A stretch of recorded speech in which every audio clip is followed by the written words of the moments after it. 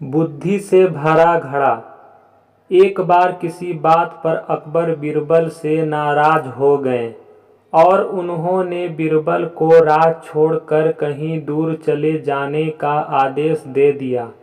बीरबल ने अकबर के आदेश का पालन किया और राज छोड़कर चले गए।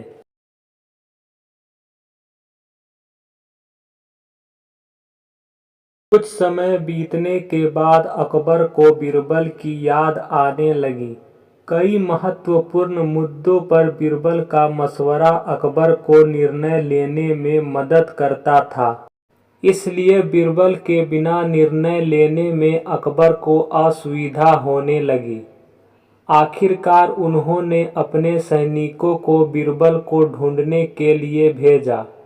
सैनिकों के कई गांव में बीरबल को ढूंढने का प्रयास किया, लेकिन बीरबल नहीं मिले।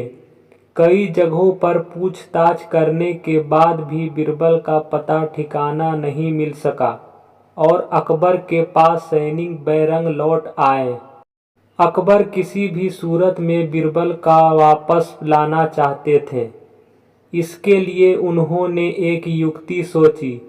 सैनिकों के माध्यम से उन्होंने अपने राज्य के सभी गांवों के मुखियाओं को संदेश भिजवाया।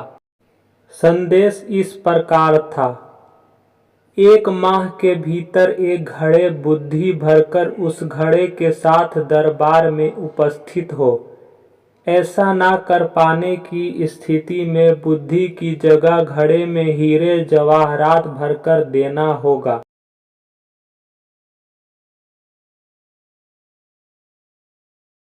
अकबर का ये संदेश सैनिकों द्वारा गांव-गांव में प्रसारित किया गया। एक गांव में बीरबल भेष बदलकर एक किसान के खेत पर काम किया करते थे। जब उस गांव ने मुखिया को अकबर का ये संदेश मिला तो वो चिंतित हो उठा। उसने गांव के लोगों की सभा बुलाई। बीरबल भी उस सभा में उपस्थित हुआ। गांव के मुखिया ने अकबर का संदेश गांव वालों को दिया तो सभी सोच में पड़ गए। तब बीरबल ने मुखिया से आग्रह किया, महाशय, आप मुझे एक घड़ा दे दें। मैं इसे इन महीने के अंत तक उसे बुद्धि से भर दूंगा। मुखिया के पास और कोई चारा नहीं था। उसने एक घड़ा बीरबल को दे दिया। बीरबल वह घड़ा लेकर किसान के उस खेत पर चला गया जहां वह काम किया करता था। वहां उसने कद्दू उगाए थे। उनमें से ही एक छोटे से कद्दू को उठाकर उसने घड़े में डाल दिया। कद्दू अब भी अपनी बेल से लगा हुआ था।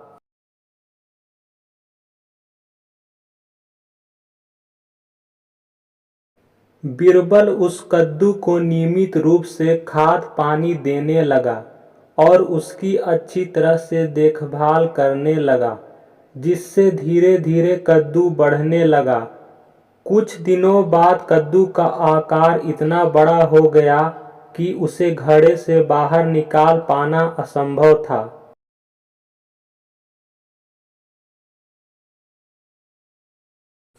कुछ और दिन बीतने के बाद जब कद्दू का आकार घड़े के आकार जितना बड़ा हो गया, तब बीरबल ने उसे उसकी बेल से काट कर अलग किया। घड़े का मुंह कपड़े से ढकने के बाद वह गांव के मुखिया के पास पहुंचा और वह घड़ा उसे देते हुए बोला, यह घड़ा बादशाह अकबर को दे देना और उनसे कहना कि इसमें बुद्धि भरी हुई है। उसे बिना काटे और इस घड़े को बिना फोड़े उसे निकाल लीजिए। मुखिया बादशाह अकबर के दरबार पहुंचा और उसने अकबर को घड़ा सौंपते हुए वैसा ही कहा जैसा बीरबल ने उसे कहने के लिए बोला था। अकबर ने जब घोड़े के ऊपर से कपड़ा हटाया और उसमें झांक कर देखा तो उसमें उन्हें कद्दू दिखाई दिया। वे समझ गए कि इतनी दूर की सोच सिर्फ बीरबल की ही हो सकती है।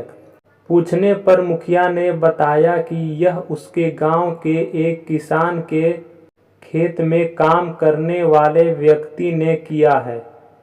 अकबर जान चुके थे कि वो व्यक्ति और कोई नहीं बल्कि बीरबल है। वे तुरंत मुखिया के गांव गए। वहां किसान के घर जाकर बीरबल से मिले और उससे माफी मांगकर वापस दरबार में ले आए।